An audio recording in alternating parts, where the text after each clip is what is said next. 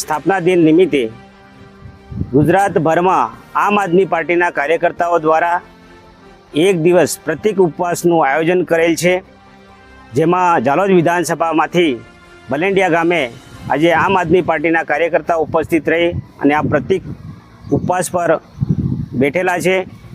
ત્યારે આ બહેરી અને મૂંગી સરકાર જે 30 વર્ષના શાસન હેઠળ અત્યારે જે બહુ મોટા ભ્રષ્ટાચાર થાય છે, ખૂણે ખૂણે કેટલાય લોકોને કંઈ પ્રાથમિક સુવિધાઓથી પણ વંચિત રહેલા છે।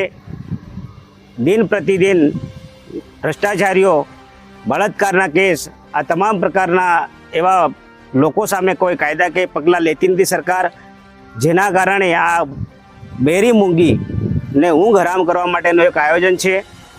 બીજું કે ગુજરાતની જનતા સુખાકારી અને સમૃદ્ધિ માટે આવનાર સમય માટે સારા દિવસો આવે એના માટેનું આ એક અમારું પ્રતિક ઉપવાસનું આયોજન કરેલ છે।